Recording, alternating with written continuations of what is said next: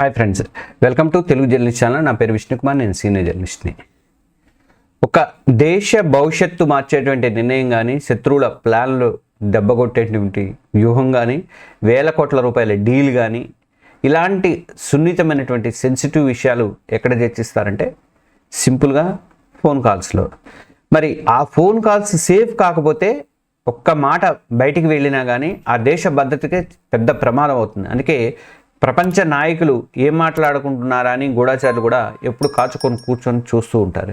అంతటి రిస్క్ మధ్య మన ప్రధానమంత్రి నరేంద్ర మోడీ చేసేటువంటి అత్యంత సీక్రెట్ సంభాషణలు ఎలా సురక్షితంగా ఉంటాయి, సెక్యూరిటీగా ఉంటాయి.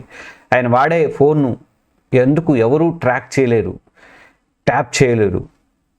కారణం ఏంటి? ఎందుకంటే ఆయన వాడేది మీలాంటి నాలాంటి సాధారణ స్మార్ట్ ఫోన్ కాదు. అది ఒక అభేద్యమైనటువంటి కోట అనుకోవాలి. ఒక స్పెషల్ టెక్నాలజీతో పనిచేసేటువంటి డివైస్ అది. ఈరోజు మనం ప్రధాని నరేంద్ర మోడీ వాడేటువంటి ఆ అన్హ్యాకబుల్ ఫోన్ వెనుకున్నటువంటి సీక్రెట్ని తెలుసుకోబోతున్నాం. దాని పేరే RAX. మామూలు స్మార్ట్ ఫోన్లు అయితే చాలా డేంజరు, మీకు అందరూ తెలుసు. పెగాసస్ లాంటి స్పైవేర్లు వేసారంటే మాత్రం ఇంకా ఒక మిస్డ్ కాల్తోనే మన ఫోన్లో ఉన్నటువంటి మొత్తం డేటాను కూడా వాళ్ళు తీసుకోవడానికి అవకాశం ఉంటుంది. అంటే మన వాట్సాప్ చాట్స్, ఫోటోలు, బ్యాంక్ డీటెయిల్స్, చివరికి మనం ఎక్కడున్నామో అదంతా కూడా సమాచారం అంతా కూడా వాళ్ళ చేతుల్లోకి వెళ్ళిపోతుంది. ఇజ్రాయిల్, చైనా, అమెరికా లాంటి దేశాలు వేరే దేశాల మీద, లీడర్ల మీద గూఢచర్యం చేయాలనుకుంటే ఇలాంటి టెక్నిక్ని చేయడానికి $1 బిలియన్ అయితే ఖర్చు పెడుతూ ఉంటారు. ఇజ్రాయిల్కి, తర్వాత అమెరికాకి, వీళ్ళందరికీ, చైనాకి మంచి సీక్రెట్ ఏజెన్సీలు మనకు రాలాగానే వాళ్ళకు కూడా చాలా పవర్ఫుల్ సీక్రెట్ ఏజెన్సీలు ఉన్నాయి.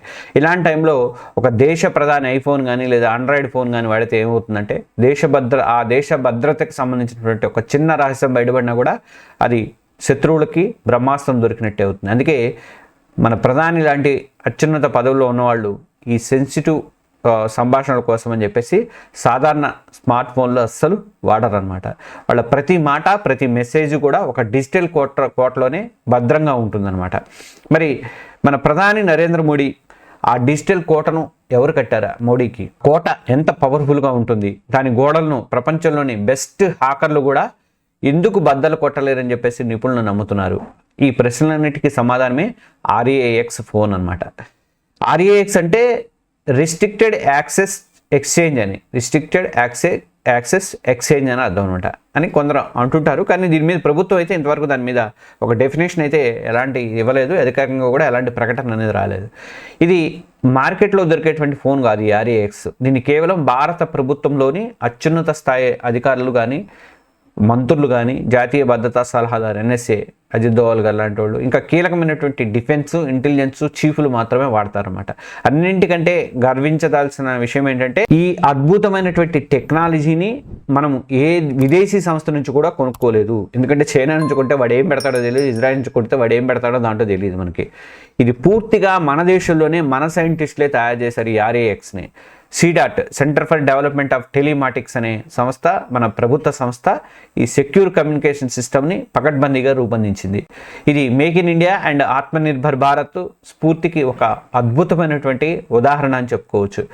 ఒక మామూలు కారుకి, రాష్ట్రపతి వాడేటువంటి బుల్లెట్ ప్రూఫ్ కారుకి, బాంబు ప్రూఫ్డ్ ఆర్మ్డ్ కారుకి ఎంత తేడా ఉంటుందో సాధారణ ఫోన్కి, ఈ RAX ఫోన్కి కూడా అంతే తేడా ఉంటుంది.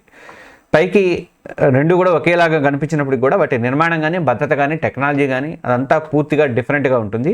ఇప్పుడు ఆ టెక్నాలజీతో తయారైనటువంటి RAX ఫోన్ను మరింత స్పెషల్గా మార్చేవి ఏంటనేది ఒకసారి చూద్దాం. RAX ఫోను ఎలా పనిచేస్తుంది అంటే RAX ఫోన్ భద్రతకు ప్రధానంగా 3 పిల్లర్స్ ఉన్నాయి. First, network. మనం వాడేటువంటి స్మార్ట్ ఫోన్లలో 4G లేదా 5G పబ్లిక్ నెట్వర్క్ మీద పనిచేస్తాయి. అందరు వాడేదే మనం వాడతాము, జియోనో లేకపోతే ఎయిర్టెల్లో ఏదో ఒకటి. ఈ నెట్వర్క్లో ట్రాక్ చేయడం కానీ, సిగ్నల్స్ అడ్డుకోవడం హ్యాకర్లకు సాధ్యమే. అందుకే మన ఫోన్లు హ్యాక్ అవుతుంటాయి. కానీ RAX ఫోన్ ఈ పబ్లిక్ నెట్వర్క్లని అస్సలు వాడదు.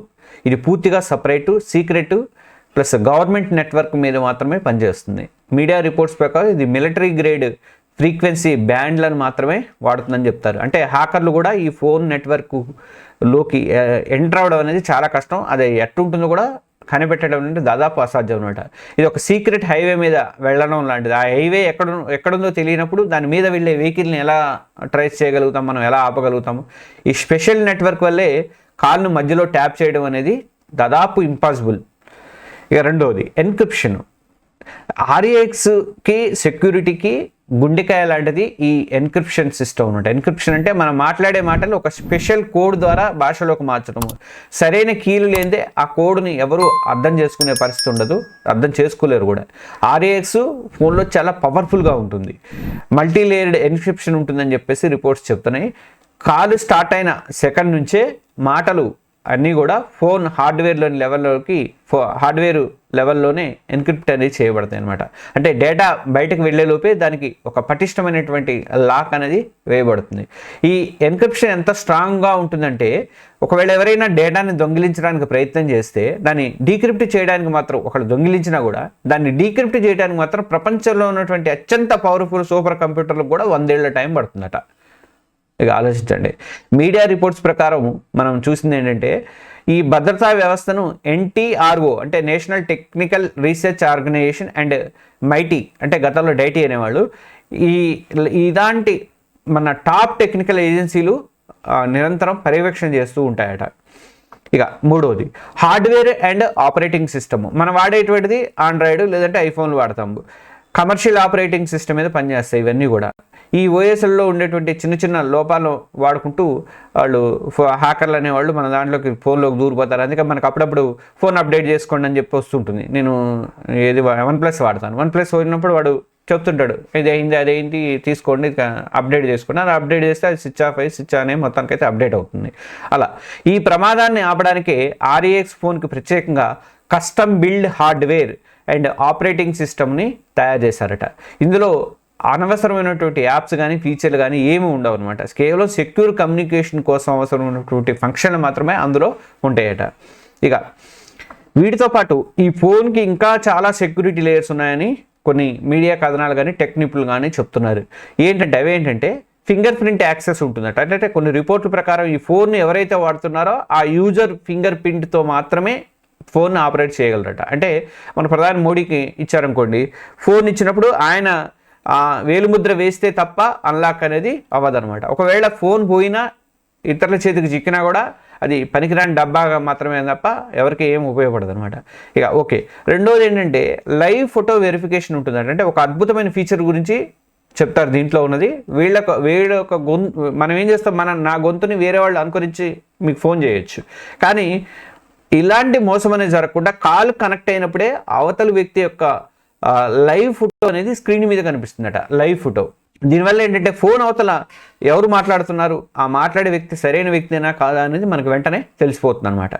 ఇక అంటే నాట్ ఓన్లీ వాయిస్, మనం ఫోటో చూస్తాం కాబట్టి ఫోటోని బట్టి వాడు కరెక్టే వాడే అని చెప్పి మనం మాట్లాడేది కరెక్టే అని తెలుస్తుంది. ఇక కఠినమైనటువంటి కాల్ ప్రోటోకాల్ ఉంటుందండి. అంటే భద్రతను నెక్స్ట్ లెవెల్లో తీసుకెళ్ళడానికి ప్రధాని ఎప్పుడు కూడా డైరెక్ట్గా కాల్స్ ఇప్పుడు ఎవరికి చేయరు. ఎవరైనా ట్రంప్తో మాట్లాడాలన్నా కానీ ముందుగా ఆయన ప్రిన్సిపల్ సెక్రటరీ మాట్లాడతారు, కాల్ చేస్తారు. తర్వాత ఆయన లైన్ సురక్షితంగా ఉందని చెప్పేసి టెక్నికల్ అధికారులు కానీ ఆయన కానీ చూసుకొని కన్ఫర్మ్ చేసుకున్నాక అప్పుడు ప్రధానికి కనెక్ట్ చేస్తారు. ఎవరైనా సరే, ట్రంప్ కానీ పుతిన్కి కానీ ఎవరికైనా సరే ఇట్లా ప్రధానికి కనెక్ట్ చేస్తారు. అయితే ఒక అదనపు హ్యూమన్ సెక్యూరిటీ అనేది ఇక్కడ ఒక లేయర్ లాగా మనకి పనిచేస్తూ ఉంటుంది అనమాట. చూసారా, ఒక ఫోన్ వెనుక ఉన్నటువంటి ఎంత టెక్నాలజీ, ఎంత సెక్యూరిటీ ఉంటుందో. ఇలాంటి ఇంట్రెస్టింగ్ టెక్నాలజీ విషయాలు మీకు ఇంకా కావాలి అనుకుంటే వెంటనే మన తెలుగు జర్నలిస్ట్ ఛానల్ సబ్స్క్రైబ్ చేసుకోండి. ఆ బెల్ ఐకాన్ మాత్రం నొక్కడం అస్సలు మర్చిపోవద్దు. అప్పుడే మనం పెట్టేటువంటి ప్రతి వీడియోకి మీకు నోటిఫికేషన్ అనేది వస్తుంది. ఇంతటి అడ్వాన్స్డ్ టెక్నాలజీ ఉన్న ఫోన్ ధర ఎంత ఉంటుంది అని మీకు డౌట్ రావచ్చు. ఆర్ఏఎక్స్ సెక్యూరిటీ కారణాల వల్ల ప్రభుత్వం ఈ ఫోన్ తయారీ ఖర్చును ఎప్పుడు కూడా అధికారికంగా చెప్పలేదు. ప్రస్తుతం కొద్దిమంది ఉన్నతాధికారుల దగ్గర మాత్రమే ఉన్నటువంటి ఈ ఫోన్ ఆర్ఏఎక్స్ ఫోన్లు వాడకాన్ని మరింత పెంచాలని చెప్పి కూడా ప్రభుత్వం ఈ మధ్య ప్లాన్ చేస్తుంది. దాదాపు 5,000 మంది కీలక అధికారులకి ఈ సెక్యూర్ కమ్యూనికేషన్ నెట్వర్క్ని అందుబాటులోకి తేవాలని కూడా చూస్తున్నట్టు కేంద్ర ప్రభుత్వం చూస్తున్నట్టు. ఇక ఫైనల్గా ఒక మాట చెప్పాలంటే అసలు హ్యాక్ చేయలేని ఫోన్ అంటూ ఉండదట నిజానికి.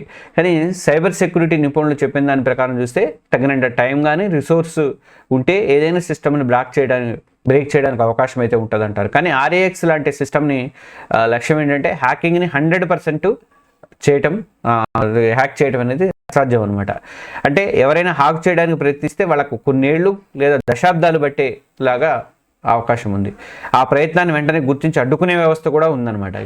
ఇక ప్రధానమంత్రి నరేంద్ర మోడీ ఉపయోగించేటువంటి ఈ కమ్యూనికేషన్ సిస్టము కేవలం ఒక ఫోన్ మాత్రమే కాదు, అది మన దేశ సార్వభౌమత్వానికి, మన జాతీయ భద్రత కూడా ఒక డిజిటల్ కవచం లాంటిది.